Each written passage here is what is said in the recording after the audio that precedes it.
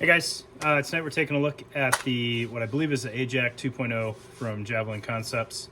If you're not familiar with Javlin Concepts, he's been around for a little while. I've got a video on one of his earlier plate carriers, and the design hasn't changed too much. It's just been refined, and he's added a little bit more accessory support to it. So two kind of standout features on this thing. It is a top-loading plate carrier, which is not super common.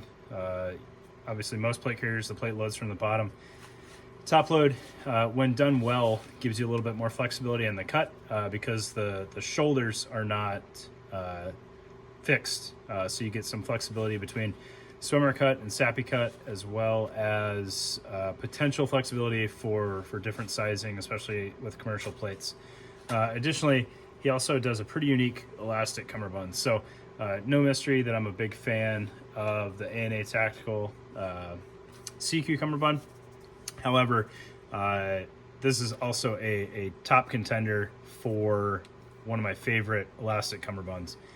So if you've got kind of a heavy load plate carrier, I don't know if this is the way that you would go, but if you're looking for more of a minimalist plate carrier, or something that's going to be a little bit more slick most of the time, definitely check this thing out, and I'll kind of show you why as we go through it on the table. I'm not saying it can't support load, but if you definitely want something, I should have said, if you don't want structured cummerbunds, check this thing out, right? But we'll get it on the table and show you why. I'm a big fan of these things. He did send this to me to take a look at. However, this will be pretty unbiased as a fan of the original, and I'm still a fan of this one. One main con to this setup is they are a little expensive. I think it's a one-man shop, and it's American made, so obviously, you know, you're paying an American to do things, and there's a cost of living that he has to fulfill. So let's get it on the table and take a closer look at it. All right, looking at this Javlin Concepts plate carrier, so I've got it kind of partially disassembled in the back there. There's some crazy good Velcro continuity on some of this, and I wanted to make sure it's set up to show you guys. So we'll start off with his in-house placard. All right, so it's G-hook mounted. The plate carrier should work with side release buckles if you want to go that route. Obviously, this is going to be kind of designed to sit at the optimal height, being that they're kind of a matching set. It is an interesting construction on this placard, and I'm a pretty big fan of it. So you can see the laser cut pals webbing on the front of this. It can be a very nice single layer placard if that's what you want, or it can accept pouches on the front. Obviously not full height pouches, but it'll take pistol mags and a shorter GP or something like that if that's what you want. Or a small, I mean, you could put an AJAC panel on here if you really wanted to. Each cell is individual, and each cell has its own Tigris reinforced front panel or thermoplastic front panel on it. But what's interesting, you see this webbing running on the back. That is actually the back of the pouch. I don't know if that's going to show up there, but you can see that 1-inch piece of webbing running up the inside there, sewn to kind of this full width bottom. So they are very close to closed cell pouches. There's a little bit of gap on the sides there, and I can show you kind of once the magazine's in there what that looks like. You can see it's closed up pretty well. You're not going to get any large debris in there. Get some dust and dirt in there for sure, but it's also going to drain, right? And it matches up pretty well. But that thermoplastic liner enables pretty good re-indexing and a very stout grip on the magazine.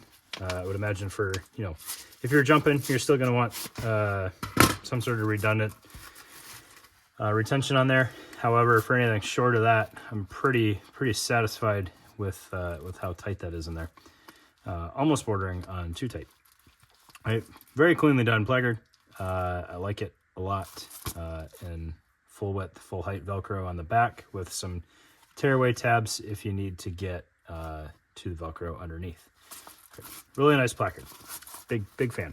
All right, looking at the front plate bag of the vest. All right, get this rear plate bag out of the way. So I've got medium ESAPIs and backers in there right now, and I'll show you swimmer cuts and commercial 10x12s in just a minute. All right. So looking at the front plate bag, you've got Velcro across the front with no underneath laser cutting. Clearly designed to take a placard and only a placard or nothing at all. No complaints there. I think that's just kind of what people want these days. And Molly underneath, in many instances, is redundant. Right. Moving up, you've got a full Velcro field here for whatever kind of patch mounting that you want to do, but it does have laser cut pals webbing underneath, so you can mount AJAC panels or admin pouches or whatever you need on there, as well as some laser cut portions off to the sides for push to talk, G-hook, swift clip mounting, quasm buckles, repair buckles, whatever you want to put on here, and then a couple of one wrap retainers that are obviously removable if you need to use that for hanging a different placard or anything like that. Across the top, you've got some vertical cut portions here. You could absolutely put a sideways pistol mag there if you wanted, sideways flashbang or 40 mic pouch, tourniquet pouch up there, push to talk, whatever you want. It's there if you need it, and obviously it doesn't take up any space if you don't. Right, and that is kind of the securing flap for the plates, which we'll get to in just a second. Right, so that's kind of the front plate bag, front face of the plate bag. It's got kind of JPC-esque shoulder straps coming off of here. Continuous squadron or laminate material all the way up into the shoulder strap. Kind of one piece of material there. All right. Looking at the inside of the plate bag, if I can keep the Velcro out of our way here, you've got this kind of padding setup here, which is just Velcroed onto these two strips. So if the padding is not something that you want or need, you can absolutely take that off. If you want padding and you don't like these, pontoons will fit on there, or you could get like body armor vent and get a hook to hook adapter, and it will, or a loop to loop adapter, I should say. So hook on either side, which actually these pads come with. So I don't know what this foam material is, but it's lined with loop, and then he's got this dual-sided hook for mounting that on here. You could steal those and use it on body armor vent if that's something you wanted. I don't know that I've seen this two-sided hook before, but on this foam, it is crazy strong. So if you don't have these pads, you don't buy them, I don't know, email them and figure out what that material is, because that stuff is crazy. And if you need to adapt loop to loop, that'll do it for sure. Right, and then you can see the plate bag closure here. So it fits medium ESAPI and backer really nice. When worn, the plates hardly show from the front at all. Obviously, the top corners of your plates are going to be exposed if that's something that you're worried about. Get some plate socks or something like that. And then the construction on this panel is actually really well done. If we get that plate out of the way there. It's a heavier duty material in the middle that the Velcro and pads are mounted to, and then tweave on the sides here so you get some stretch for whatever thickness plate you want. And then this flap comes down, and it can take up a lot of slack. So let's try this with a small ESAPI and backer. I don't remember if these are size medium or small or not. So width-wise, it's a little loose, but height-wise, like you can take up that slack, and it'll work out just fine. I think once you had everything kind of tightened down and that around your body, those plates wouldn't move too much at all. And then if we put some Hesco, these are supposed to be large swimmers. Those fit width-wise really nice. These are standalone, but if you needed a backer in there, you got plenty of room for that. And then the flap obviously closes nicely on that.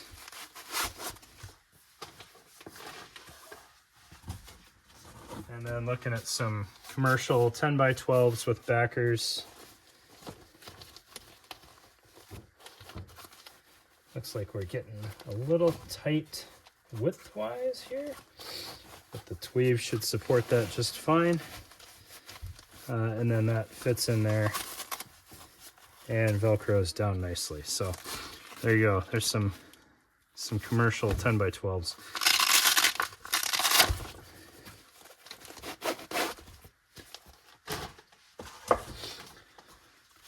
And you can see kind of the clean laser cutting on the back of that. All right, moving into the shoulder straps. I kind of dig the way these are done. So your front plate bag laminate runs into the shoulder strap, and then it's sewn in there. And you've got some more laminate coming from the back with a webbing reinforcement across the top, which is also mounting positions for whatever you might need to tie down to your shoulder strap.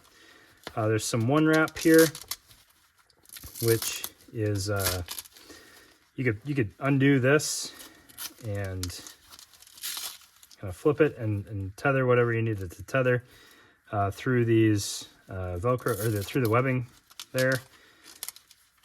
It's not necessarily doing anything tucked under right now. And then more of these pads. The straps are lined with loop, and then the pads are just stuck to that.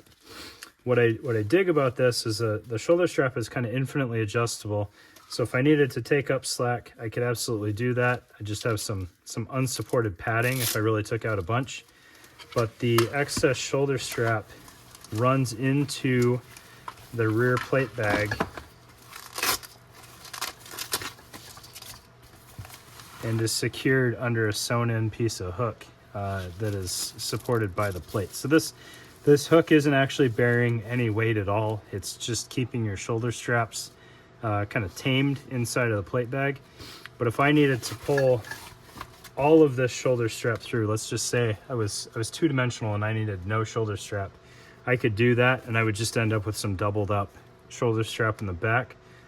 Flip side, if I was just super thick and needed to pull out this strap, I've got a good bit of excess here. Arguably more excess than I would ever need, but I could double the length of these shoulder straps, and as long as there's a little bit of tail running through this tri-glide, it's going to be just fine. You know, reinforcing that and having it secured with this hook would be the ideal option, but if you didn't have that, this buckle is going to hold it just fine. Right. And those just secure into that rear plate bag, just like that. Right. Rear plate bag construction almost mirrors the front plate bag, with the exception being that you need to retain the cummerbund. Right. So, you know, concealed under these pads are these one wrap tails that hold down the cummerbund flap. Right. And that's where your elastic cummerbund attaches in the rear. Plenty of sizing adjustment on this elastic cummerbund. You know, you can double up kind of without fear. You could overlap and have Velcro hanging out the sides if you were tiny and needed to. That would be just fine. And then the flap secures over that. What I really dig is the geometry on this flap. And I think this kind of speaks volumes about the attention to detail from Javlin Concepts. So if you look at this flap, you can see kind of that scalloped shape and that vertical relief cut there. And what that does is it allows this flap to wrap around the radius of a plate and secure really, really cleanly. I really like the attention to detail there. And then I think it's a smart use of one wrap, you know, marrying into those pads there. There are some relief holes on the bottom of the plate bag. You could mount shot cord related things in there. I don't know that you would need to, and those are in the front plate bag as well. Maybe just for drainage because it's not a Velcro closed flap on the bottom there. Okay. I will say, you know, one potential drawback on this plate design is it's not overly dangler friendly.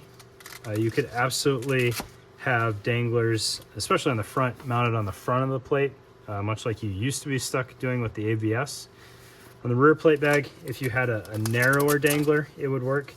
If you got too wide, you're going to start interfering with these flaps, and they might have to kind of go all cattywampus. So it is not really designed to be a dangler-friendly plate bag, either front or back. But you can see on the rear, you got full Molly field, full PALS field. It's a fairly rectangular rear plate bag. So that bodes well to like zipper adapters, and you've got a little bit of flexibility on how high you want them to mount.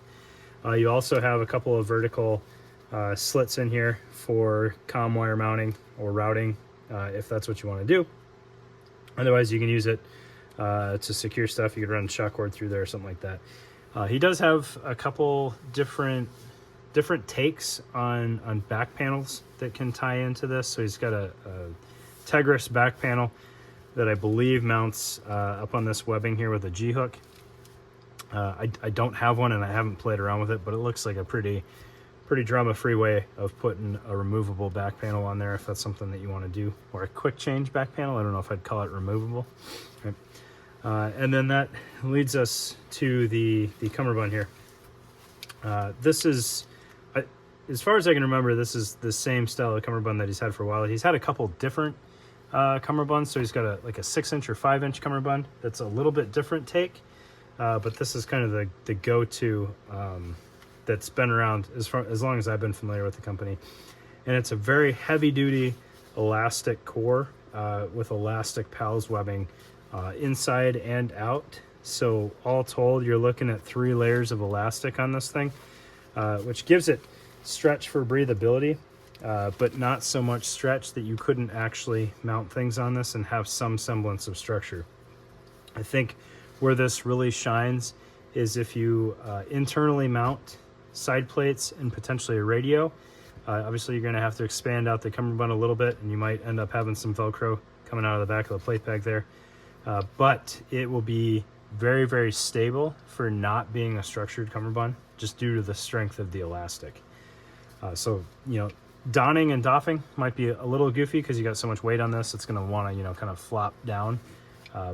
But side plates without radios, absolutely all day long, you could do that without any issue. Side plates with radio, I'm also very confident that wouldn't cause any issues. But you're going to have a pretty big increase in the size of cummerbund that you need at that point. But if you wanted, full-length side armor, like 6x9s in here, and you've got the body size to do it, by all means, that's going to be a very, very comfortable, very slick setup and lightweight setup there. These plate bags are incredibly lightweight by themselves, especially if you take off this foam, which is, it's strange to say that foam is the bulk of the weight on the setup right now, but it is a very lightweight plate bag setup, especially for the quality of material and the strength that you're going to find in this material.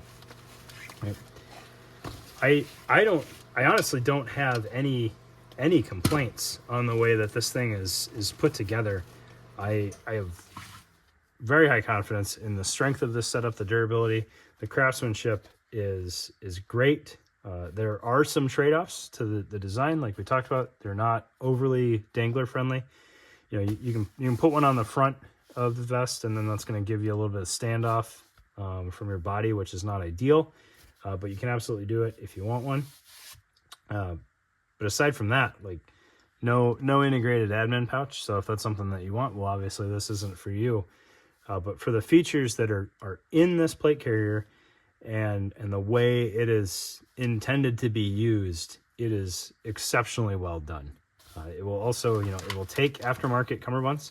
If this isn't your jam and you want a structured cummerbund, the Shaw ones will drop in here just fine.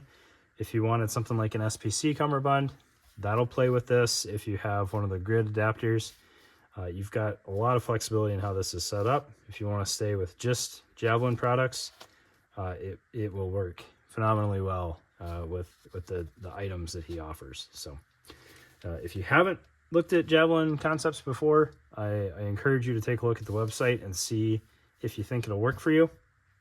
If it doesn't work for you, totally understandable. But I think this is an exceptionally well done plate carrier, especially for what it is. So thanks for your time, guys.